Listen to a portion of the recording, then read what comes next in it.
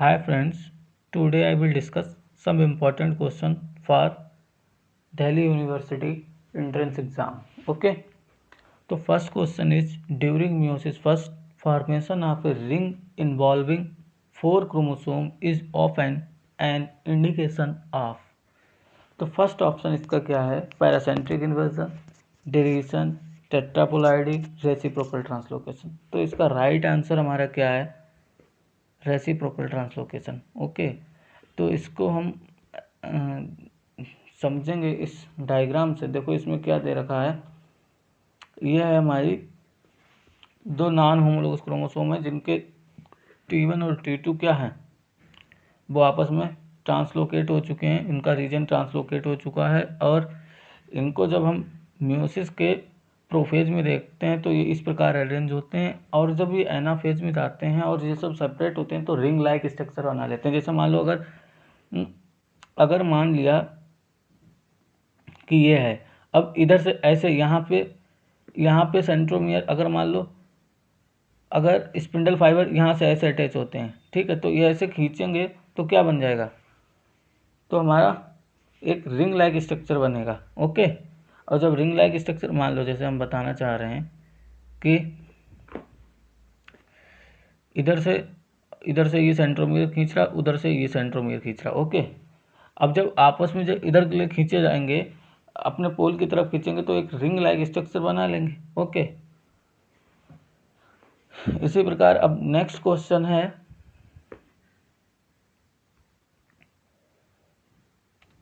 Next question is in polygonum type of embryo sac which of the following is attached to the cell wall of the embryo sac only at the micropylar end। देखो इससे पहले हम diagram बता देते हैं polygonum embryo sac का। इसमें देखो क्या है, चलाजा लीड दिया है जिस पर क्या प्रेजेंट है, एंटीपोडल सेल प्रेजेंट है। बीच में क्या है, माइक्रोपाइलर एंड भी है। ओके, ये पोलर न्यूक्लियाई है जो सेंटर में प्रेजेंट है, ये माइक्रोपाइलर रीजन है, और इसमें एग सेल हैं, सिनर्जिड हैं, फिलीफॉर्म है। इसको हम क्या कहते हैं? एग एपरेटस बोलते हैं। ओके, तो माइक्रोपाइलर इंड के बाल से क्या अटैच है? एग एपरेटस अटैच है। ओके, तो इसका राइट आंसर क्या होगा? Egg apparatus. Okay, right answer is egg apparatus. अब हम नेक्स्ट क्वेश्चन की बात करते हैं, enzyme increase the rate of reaction by. जो एंजाइम है वो रिएक्शन का रेट इंक्रीज करता है, ठीक है, कैसे? तो उसके लिए देखो हम क्या करते हैं, ये रिएक्शन है। अब रिएक्शन, ये ग्राफ दिखाया गया है। इस ग्राफ में देखो जब रिएक्टेंट विदाउट एंजाइम जाता है तो एक्टिवेशन एनर्जी ज़्यादा लगती है। जब एक्टिवेशन एनर्जी ज़्यादा लगेगी तो ग्राफ कितना स्लोप ले रहा है, और जिससे टाइम भी लगेगा। ओके, इसी प्रकार जब हम बात करते हैं एंजाइम प्रेजेंट होता है तो एक्टिवेशन एनर्जी डिक्रीज करती है और रिएक्शन का रेट भी इंक्रीज कर जाता है, ठीक है। और जब रिएक्शन का रेट इंक्रीज कर जाता है तो क्योंकि वो ट्रांजिशन स्टेट में ज़्यादा टाइम नहीं लेता है, एक्टिवेशन एनर्जी उसकी ज़्यादा एक्टिवेशन एनर्जी नहीं होती है उसके लिए, ठीक है। तो इस प्रकार इसका आंसर इसके अकॉर्डिंग क्या होगा? इसका आंसर होगा decreasing the energy of activation. जो एंजाइम है वो एक्टिवेशन एनर्जी को डिक्रीज करता है जिससे रेट ऑफ रिएक्शन इंक्रीज कर जाता है। ओके, इसी प्रकार नेक्स्ट क्वेश्चन है, the trisomic individual the number of chromosome. देखो ट्राइसोमिक में 2n+1 होते हैं। इसी प्रकार अदर साइड में और भी क्वेश्चन जैसे 2n-1 monosomic.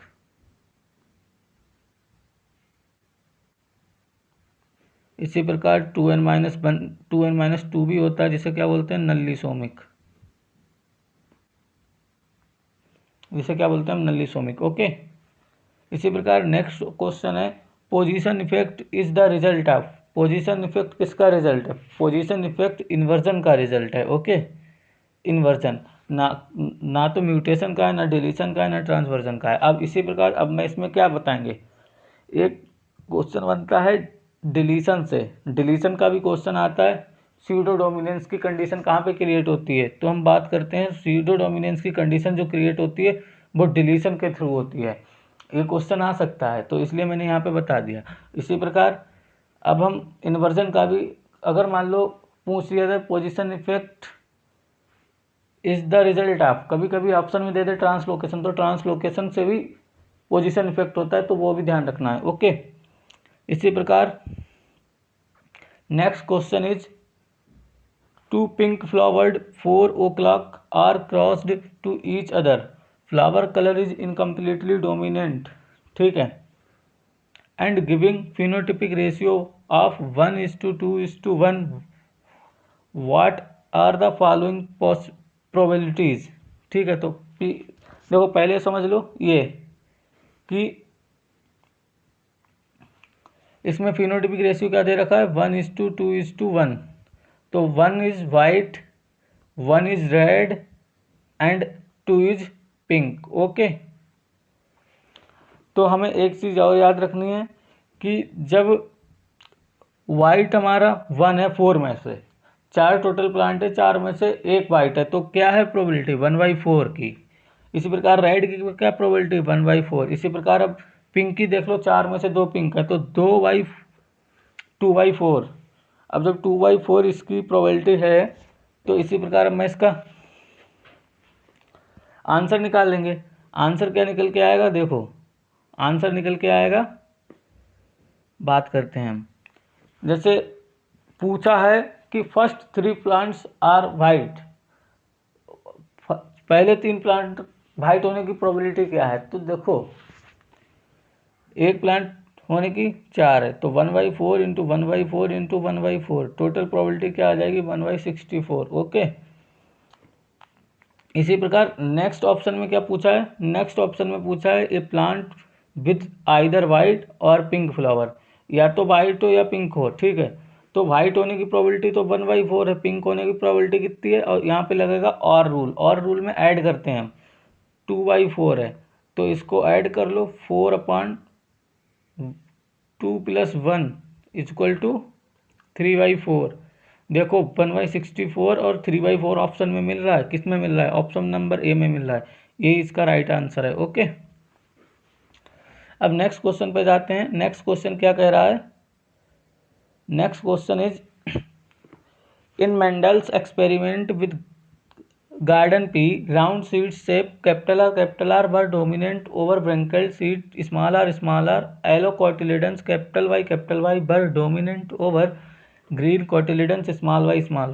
What are expected phenotypes in F2 generation R cross with small y। देखो ये क्वेश्चन मैं सॉल्व नहीं कराऊंगा, क्योंकि ये क्वेश्चन डायरेक्ट इंडिपेंडेंट असॉर्टमेंट से पूछ लिया गया है, मतलब डाई हाइब्रिड क्रॉस से पूछ लिया गया है। आप लोग खुद सॉल्व कर लेना, मेरे अकॉर्डिंग इसका आंसर डी होगा, ठीक है।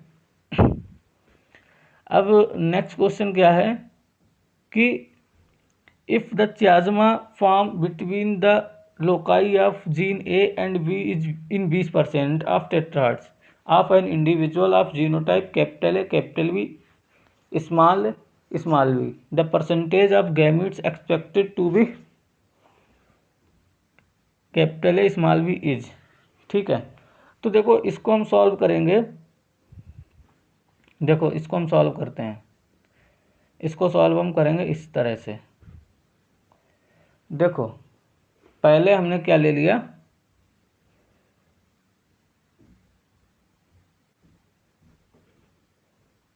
Capital A, capital B, capital A, capital B. अब हम क्या ले लेंगे,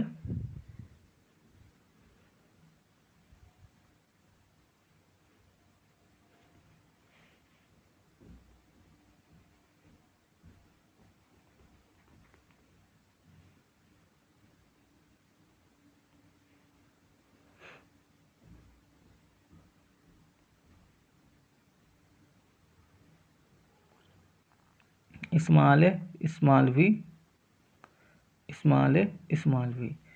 अब जो हमारा क्रॉस होगा वो किसके बीच हो सकता है, क्रॉस होगा तो हमारा होगा इन दोनों के बीच क्रॉस होगा, ठीक है। अब इन दोनों के बीच जब क्रॉस होगा तो देखो अब उसने बोला है कि जो चियाज़मा फॉर्म हो रहा है वो 20%। अब इसमें 2 पार्टिसिपेट कर रहे हैं तो ये तो 20% हो जाएगा, ये हमारा कितना हो गया 20% टोटल। अब हमारा गैमीट किसका पूछा, स्मॉल कैप, अरे भाई अब देखो गैमीट का पूछा है तो हमारी कंडीशन तो हमारे पास ये वाली आ गई है, दूसरे कलर से ले लो फिर से, कंडीशन तो हमारे पास ये वाली आ गई है, ठीक है। अब जैसे ये है स्मॉल है, स्मॉल भी, स्मॉल है, स्मॉल भी, और ये हमारा है कैपिटल है, कैपिटल भी, कैपिटल है, कैपिटल भी, ठीक है। अब क्रॉस हमारा किसके बीच हुआ है, ये क्रॉस हुआ है, ठीक है। ये हमारे क्या है 20%, और हमसे पूछा क्या गया है, ये दोनों क्रॉस तो हमारे टोटल जो गैमीट बनेंगे वो 20% बनेंगे। जैसे कि मान लो जो चियाज़मा के द्वारा फॉर्म जो मतलब रिकॉम्बिनेंट बन रहे हैं वो 20% बन रहे हैं, जो चियाज़मा में पार्टिसिपेट कर रहे हैं, तो ये दोनों चियाज़मा में पार्टिसिपेट करते हैं तो 20% बन रहे हैं। तो एक का क्या होगा, जैसे मान लो इसके गैमीट क्या बनेंगे, मैं गैमीट अब बना दूं तो 4 गैमीट बनेंगे, एक ये हो जाएगा, एक ये हो जाएगा, ठीक है।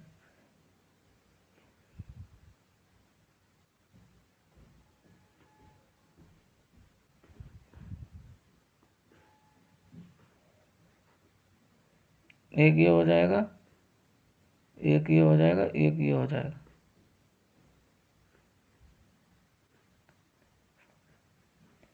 ठीक है। तो इस पे अब स्मॉल है, स्मॉल भी, स्मॉल है, स्मॉल भी, ओके। और ये कैपिटल है, कैपिटल भी, कैपिटल है, ओके। अब देखो ये तो हमारे क्या है 20%। अब इसका हमसे पूछा क्या गया, इसका एक गैमीट का पूछा गया है, एक गैमीट का पूछा गया है, कैपिटल है, कौन सा गैमीट है, गैमीट है, कैपिटल है, स्मॉल भी, गैमीट है, कैपिटल है, स्मॉल भी का पूछा गया। तो कैपिटल है, स्मॉल भी, जब दोनों ये जो रिकॉम्बिनेंट चियाज़मा से बन रहे हैं उनका 20% है तो इसका वाला सिर्फ एक का क्या होगा 10% होगा। 10% देखो ऑप्शन में दे रखा है, 10% ऑप्शन में दे रखा होगा, तो this is a right answer, okay. इसी प्रकार नेक्स्ट क्वेश्चन है, the gene C M P and S are linked, cross over map distance determined by 2 point cross R P C 7 S5 SM10 CM8 and SC2 and PS5, the relative position of these 4 linked loci are। तो देखो भाई इसके लिए सबसे अच्छी trick ये है कि पहले हम बोल देंगे जो दूर दूर जीन प्रेजेंट है। तो जैसे मान लो हमने ये लिया, ठीक है, तो इसमें S और M जो है वो 10 पे प्रेजेंट है, कितने पे, 10 की डिस्टेंस पे प्रेजेंट है, ठीक है। इसी प्रकार जब हम बात करेंगे, अब इसमें बचा गया है सी और एम 8 की। अब मान लो एस से सी कितनी दूरी पर होना चाहिए, 2 की दूरी पर, तो ये दूरी कितनी है 2, और ये दूरी कितनी हो गई 8, और यहाँ पे है कौन ये सी, ठीक है। अब एक चीज़ और देख लो, पी और एस के बीच दूरी है 5 और पी और सी के बीच दूरी है 7। अगर सी से हम P को 7 की दूरी पे रख दें तो S P और S के बीच दूरी तो 5 बचेगी नहीं।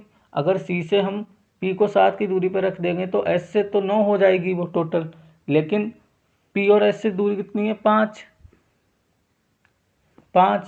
और P और C से कितनी है, तो देखो अगर यहाँ पे मैंने P रख दी, ये दूरी है 5 और S और C के बीच दूरी है 2, तो P और C के बीच टोटल कितनी हो जाएगी 7। तो हमारा सीक्वेंस क्या होगा PSCM, PSCM देखो सीक्वेंस दे रखा है, PSCM सीक्वेंस दे रखा है, तो इसका यही आंसर होगा PSCM, ठीक है। नेक्स्ट क्वेश्चन क्या है, प्रोफेज इज, तो इसमें क्या दे रखा है, प्रोफेज क्या है। देखो इस डायग्राम में शो भी किया गया है। Prophage an auxotroph mutant A gene host DNA packed into viral head, ये भी गलत है। ये phage DNA incorporated into the host genome, ये इसका राइट आंसर है। देखो इस डायग्राम में शो किया गया है, इस डायग्राम में दिखाया गया है कि जो प्रोफेज होता है, जैसे बैक्टीरियोफेज डीएनए है, उसने अपना डीएनए इसमें डाला और ये डीएनए इसके साथ क्या हो गया, जो होस्ट जीनोम या बैक्टीरियल जीनोम है इसके साथ इनकॉर्पोरेट हो गया, तो इस स्टेज को क्या बोल दिया, prophase. Okay, thank you friends. हम नेक्स्ट वीडियो में कुछ और क्वेश्चन डिस्कस करेंगे। ये क्वेश्चन इंपॉर्टेंट है, please like and subscribe my channel. Thank you friends.